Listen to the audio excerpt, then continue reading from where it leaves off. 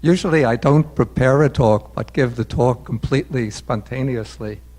But a few days ago, Wayne wrote to me and said that he would like to have a draft of my talk. And so I had to write at least an outline of what I'm going to say. But I have to give him a warning that he might have done the translation already, but while I've been sitting here, I've been making some changes. So please listen carefully and don't just repeat the draft that I sent you yesterday. Okay, at the beginning of a new year, we all think about peace and wish for peace, but to achieve success in realizing peace, we have to understand three things. One are the obstacles to peace. The second are the kind of ideals or aspirations we should form to achieve peace. And third are the means of realizing these aspirations. And when I speak about peace, I'm not referring only to the absence of outward warfare.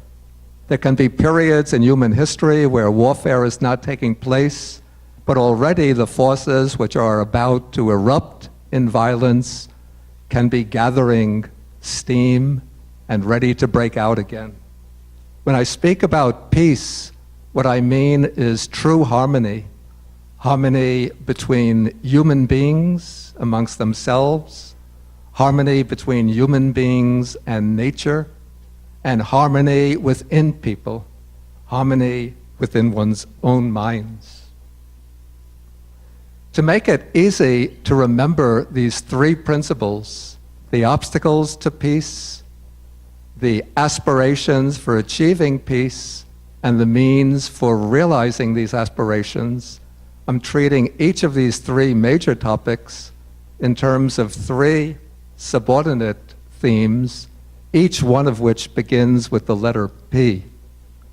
I realized this morning in the shower that it would be difficult to translate that into Chinese. Okay, the three obstacles to peace. The first is profit. Now by this I don't mean the normal profit that businesses seek, which is part of their mode of operation. But what I mean is the quest for unbridled profit driven by greed. This is the kind of drive for profit that takes place when large corporations span the world, putting the lives of people at risk, putting our planet at risk, devastating our sources of natural resources, all in order to fulfill their imperative to increase the profit margin, to increase the benefits to the shareholders. Okay, the second obstacle to peace is what I call plunder.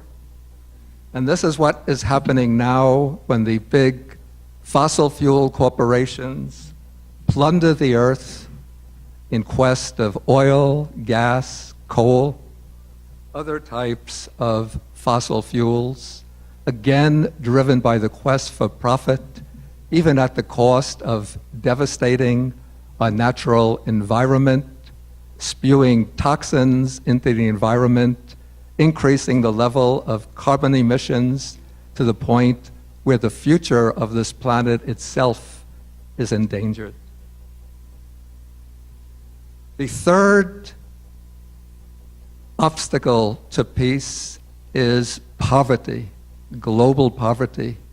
Here in New York State, we might be living at a fair level of physical comfort, but in this world of 7 billion people, approximately 3 billion people are living in constant poverty.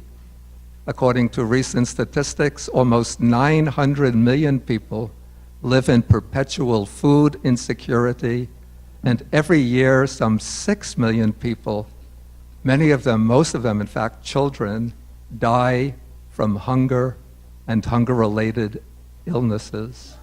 This at a time when corporations are making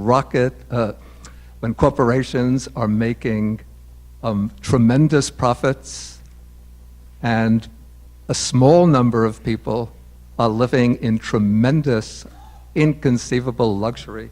According to some statistics that I found, the richest 70 people in the world now own more wealth than the poorest half of the world. And in the United States, just 43 individuals own as much as the bottom half of America. Okay, so these are three obstacles to peace. Call it profit-seeking, plunder, poverty. Okay, three ideals to be pursued in the quest for peace. The first is what I call protection.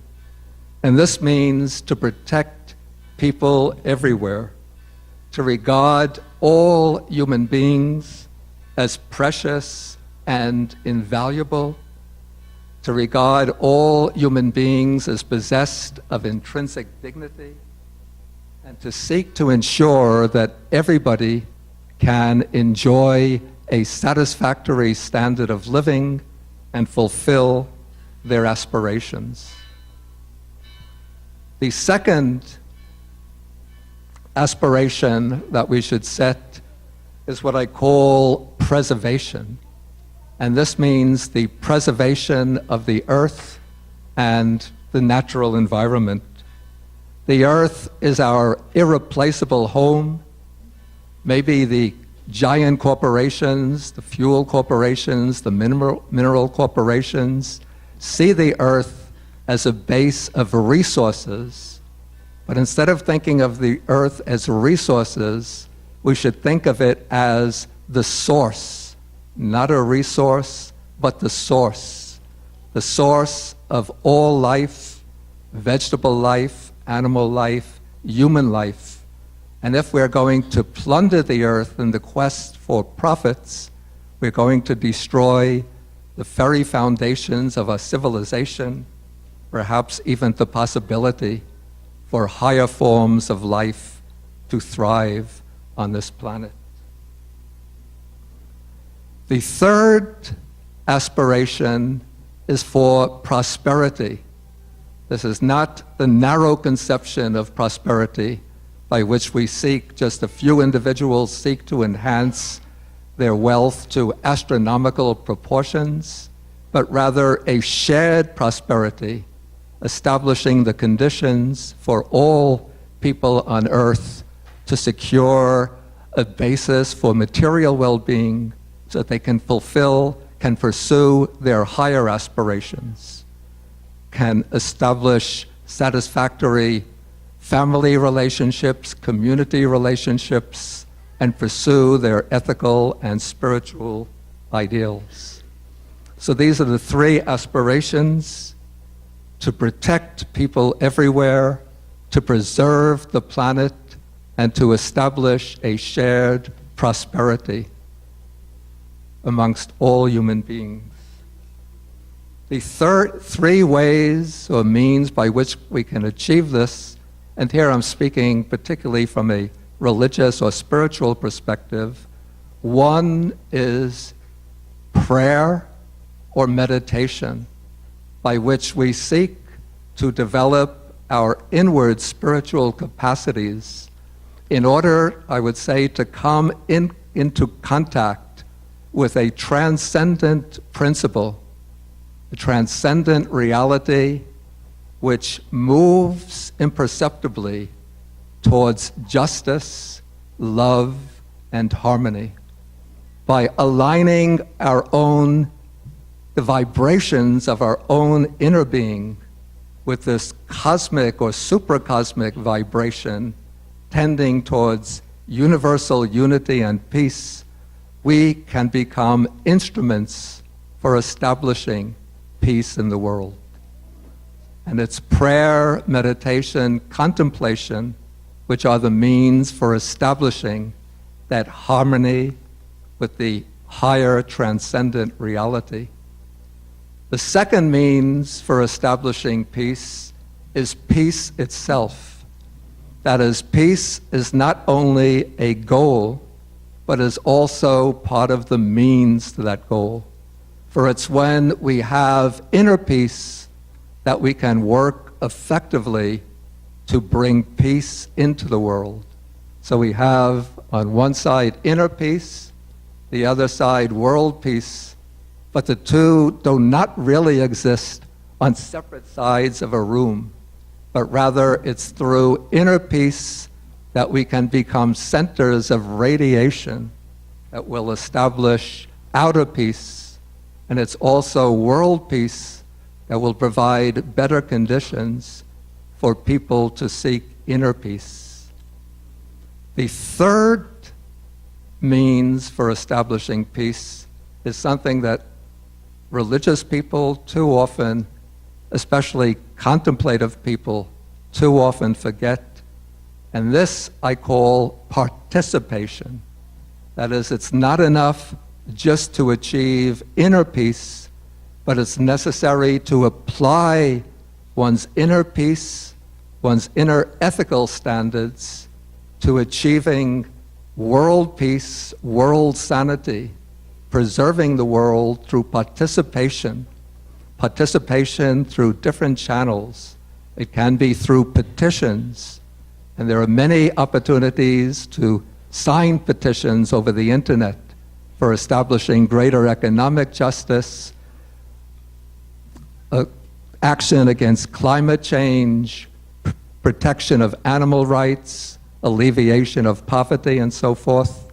So petitions, demonstrations, participating in demonstrations. For example, in New York City, this past September, we had the People's Climate March, which brought together 400,000 people to demonstrate that the time has come for the world leaders to take action to protect the world's climate from the depredations of the fossil fuel corporations.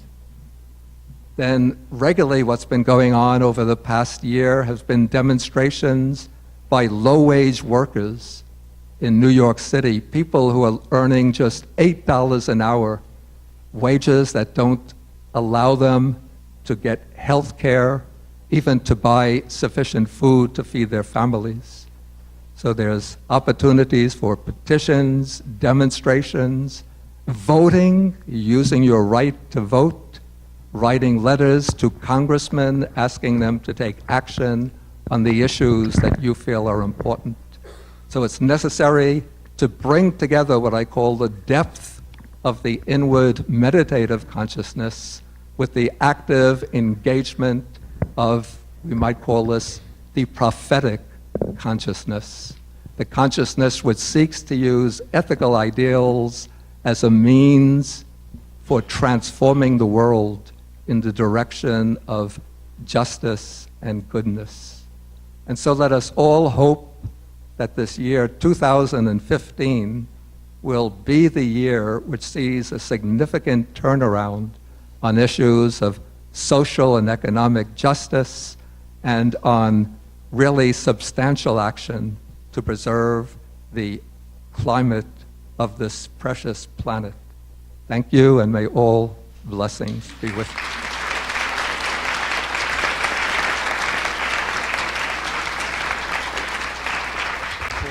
Translate that briefly, right?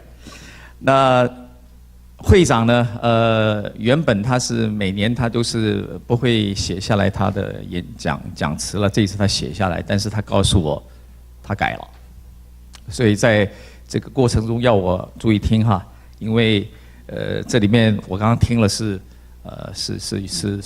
有大幅度的改变。但是我很简短的跟大家报告一下，因为会长讲了非常多，而且非常鼓舞人心，也非常提醒我们的一些事情哈。那么他开始说，我们一起来做这个和平，希望世界能够达到和平的这个祈祷。和平并不是没有战争，和平是要能够达到人与人之间的和谐。这是第一个，第二个还要达到我们每一个人内心的一个平静，这是很重要的。所以要从自身做起。那么要达到这个呢，它分了3个方面。当然，它是用英文这个字 P， 在中文没有这个翻译，所以这个我逃过了。那么在这个3个方面呢，它第一个就是举出来，就是说我们在达到这一个目的，会有3个障碍。哪3个障碍呢？我们必须要先了解。第一个障碍就是在截取利益、谋利上面。他说，一个人生活在世上，一个公司在他的营运上都要截取利益，这个是合理的。但是过于贪恋而造成的行为，那造成这种过度的截取利益就不妥当了啊。所以这是第一个问题。那么第二个问题呢是掠夺。在这个世界上呢，有许多的人、许多的公司、许多的团体呢，他们为了让自己有更好的一个享受，常常做出一个掠夺的行为，侵害到了别人，侵犯到了地球，侵犯到了我们这个社会，这个也是一个达到和平的一个障碍。那么第3个呢，是贫困。这个贫困在今天非常的严重，当然他举出了很多的数字，甚至于说每年我们可以看到有900万的这个贫困的人呐，而且有600万的这个数字我不知道对不对哈，但是有很高的一个数字，如果记得没错是600万，每年死亡因为贫困、因为饥饿，600万，这么多人他需得到一些帮助，他才肯脱离这个困境。所以这个是我们达到世界和平第3个我们是要看到的一个障碍。那么我们看到这3个，我们应该激起什么样的一个心理来面对啊？那么会长提出3点，也是3个 P。第一个要保护，我们每一个人都要有这样一个抱负，对世界上的每一个人，甚至于每一个生物都要尊重他。每一个人他有生存的权利，他有他的希望，他有追逐他的理想的权利，这个我们要保护他。也希望这个要尊重每一个人自己的尊严，不要践踏别人，要能够很尊重每一个人。那么第2点，我们应该有的内心里的想法呢，就是要能够保存。我们在这个地球上生存，很多时间我们基于我们的需要而做出了很多事情，事实上我们侵犯了这个地球，我们损坏了这个世界，我们损害了这个地球。所以我们要起来，这一个内心里面要有这一个想法，要保护这些人，要保护这个地球，保护我们的环境啊。第3个就是这个 prosperity， 就是要能够把我们这个世界，要靠大家的努力，把世界带往一个繁荣。所以我们必须内心要有这一个责任感啊，能够往这一方面去走，因为只有繁荣才能够这个让所有的人来分享。因为一个繁荣，因为这个分享，让很多人他能够脱离贫困，他能够很有尊严的生存在这个世界。那么最后呢，他又提出了我们有这样的一个心理，那么有这样的一个抱负，我们要怎么样去达成啊？那么他也举出3点，同样都是 P 开始的哈。第一个就是这个要用祈祷，要用禅定禅修，要用观想啊，要用这样内心的一个修持，才能够把我们的内心的这些想法可以提升让这一个社会带来正义能够带来这个慈悲的一种关怀，还有很重要的就是和谐。所以必须要我们自己从内心开始做起，透过禅修，透过观想，透过祈祷。那么第2点呢，连在一起的是靠谁？靠我们在座每一个人，从内心里面做起，把内心的平和跟世界的和平连在一起那么这就是我们祈求世界和平，而我们在这一个行动上也要用这个和平，就是从我们内心的平静开始做起。那么第3个呢，就是参与那么讲了这么多，我们看到这么多，我们看到的贫困，我们看到世界的一个动荡，我们看到这个气候的改变现在每年的气候都改变非常大。去年在纽约市，这个会长也曾经站出来号召每一个佛教徒，希望佛教徒也能够站出来，也携手跟所有的宗教，在去年有一次这个为了气候呢，一个大游行，有40万个人参加了这次游行，把自己的理想说出来，把自己的这个声音发出来，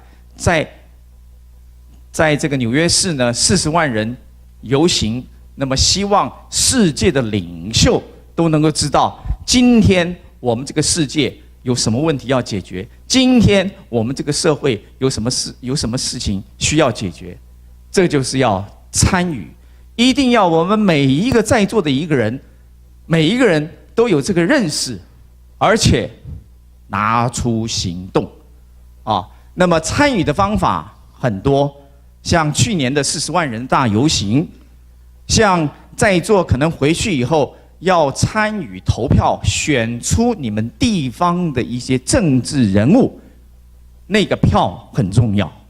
甚至于你可以写信告诉这些政府的一些这个官员，让他们了解我们老百姓，我们人群众人的一个心里面所的关心。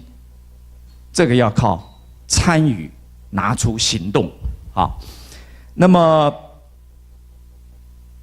最后这个他讲的就是说，希望我们每一个人能够从自身，讲了这么多，从自身做起，我们把力量能够结合起来。我们有不同的宗教，有不同的团体，回去以后，在每一个人的内心里面，自己开始修，开始练习，然后把这些行动发挥出来，让我们一起把力量集中了，把这个世界才能改变。